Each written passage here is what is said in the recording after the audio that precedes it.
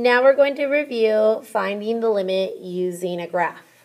So the limit as x approaches negative infinity of f of x. So as I'm heading towards negative infinity on the x, it looks like my y is approaching 0. So the limit is 0. As I'm heading towards positive infinity, it looks like my y is approaching this asymptote at 1. So my limit is 1. The limit as x approaches 3 from the negative side. So if I approach the x value of 3 from the negative side, it looks like I land at the y value of 1. If I approach 3 from the positive side, I am also going to land at the y value 1. And since there is a coordinate there, f of 3 equals 1.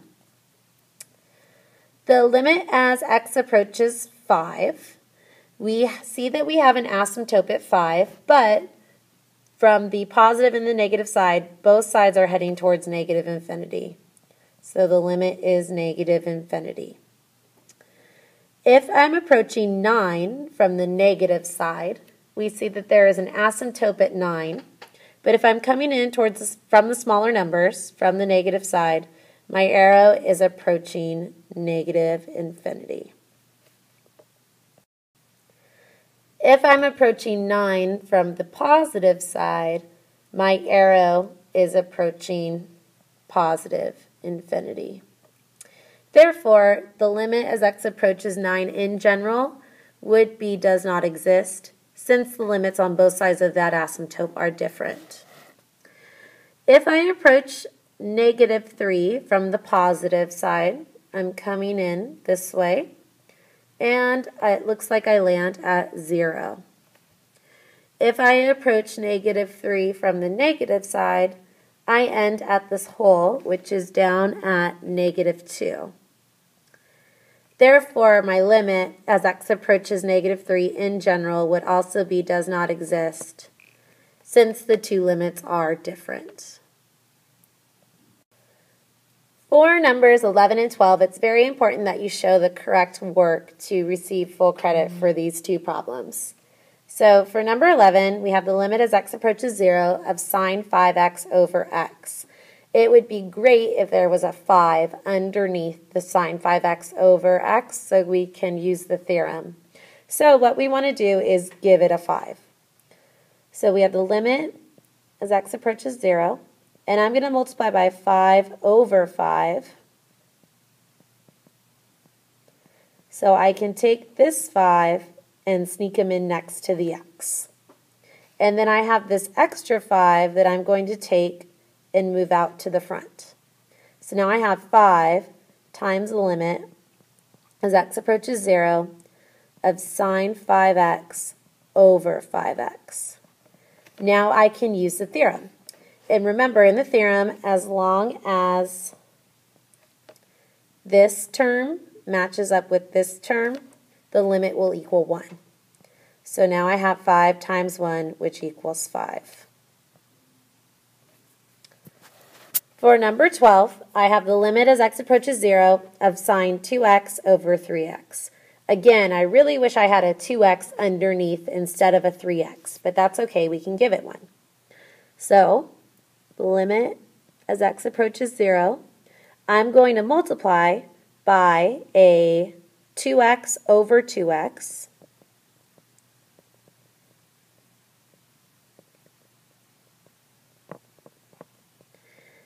And then, so I can use the theorem, I'm going to take this 2x and write him underneath, and I'm going to take the 3x and move him and write him underneath.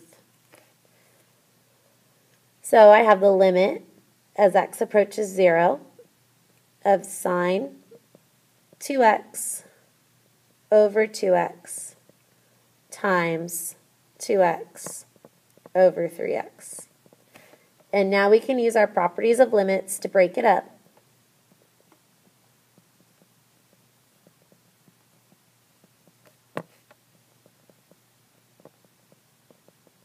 And I'm going to cross off the x's and simplify, so I just have 2/3. So now I can use my theorem. So I have 1 times 2/3 equals 2/3.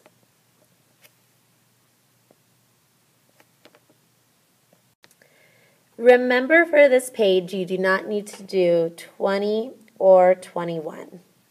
But for 19, if we want to find the limit as x approaches 0 of the absolute value of x over x, we first need to change that into a piecewise function. So we have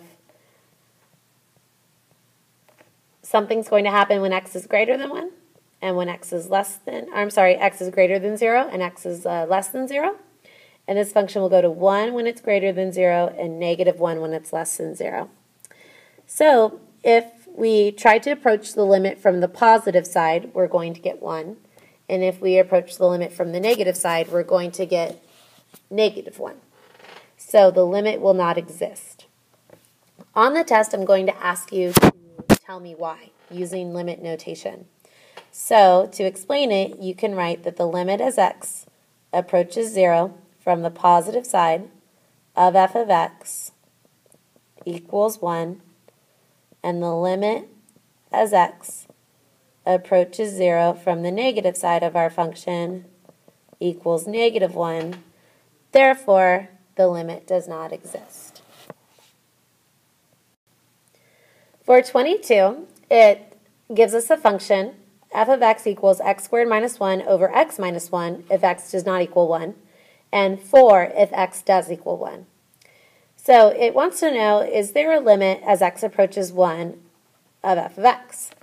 And in this case, there actually is a limit, and we can find it by finding the limit as x approaches 1 of x squared minus 1 over x minus 1.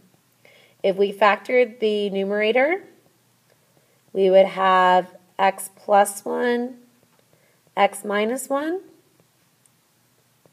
and the x minus 1s would cancel, so substituting in a 1 would give us a 2.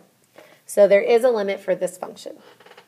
This would be the function that if we graphed it, we would have a hole and then a point somewhere else. Also, it says, does f of 1 exist? And f of 1 does exist because it says at x equals 1, y equals 4. So in this case, we know 1 and 2. However, for this, the limit does not actually equal the point. So if I asked you if this was continuous, the answer would be no, because the limit of the function, the limit as x approaches 1 of f of x, does not equal f of 1. For number 23, we need to find the value of k such that this function will be continuous when x equals 0. So for this piecewise function to be continuous, we need x squared minus x over 2x to equal k when x equals 0. However, we can't just take 0 and plug it into the left side of this equation.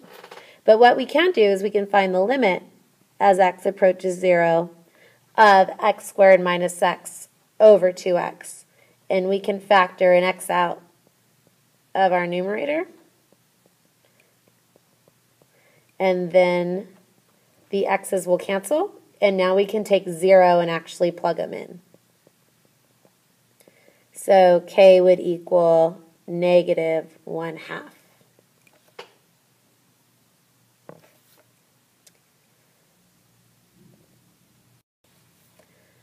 Let's skip 24 and come back to it since we'll need some more space, but let's talk about 25.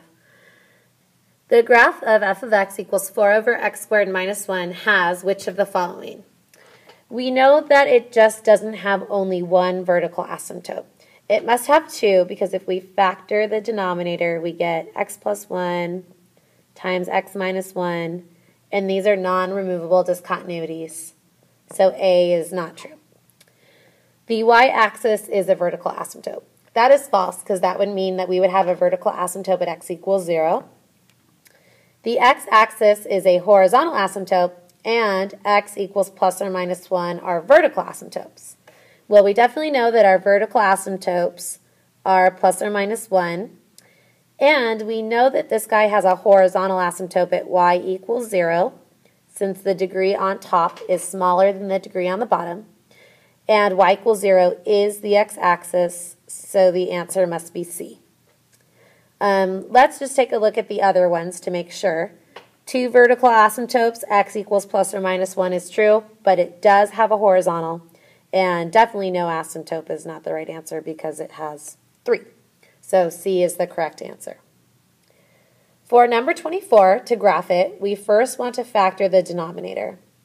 So we have 3x times x minus 1 over x minus 1, x minus 2. And so our x minus 1s would cancel, which means that we have a whole at x equals 1. And we're left with 3x over x minus 2, which means we have a vertical asymptote at x equals 2.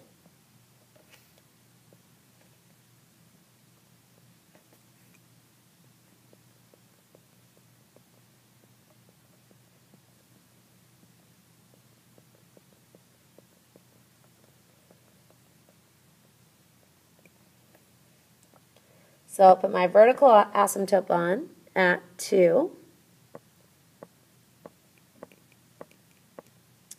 And I also know that for this I'll have a horizontal asymptote at 3. Since my degrees are the same, I put 3 over 1.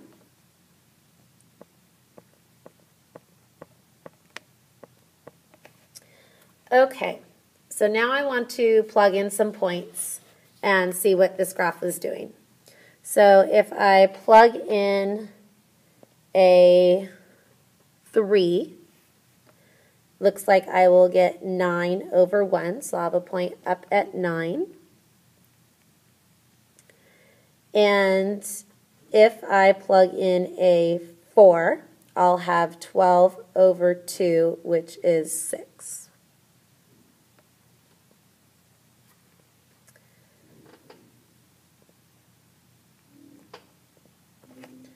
For the other side of the asymptote, I know that I have a whole at 1, and if I took 1 and plugged it in to 3x over x minus 2, I would have a negative 3. So I'm going to put a whole down at 1 comma negative 3. If I plug in 0, I'm going to get 0. So it looks like my function will look like this. But now we need to go back and fill in our other 2 points that the function gave us. So it says that at f of 1 equals negative 3. So we must have a point at 1, negative 3. Oh, we already have a hole there, but that's okay. We can just fill him in. And then we also have another point at 2 comma 4, which is kind of weird because then we have a point on our asymptote. And that would be the graph of number 25. Or I'm sorry, number 24.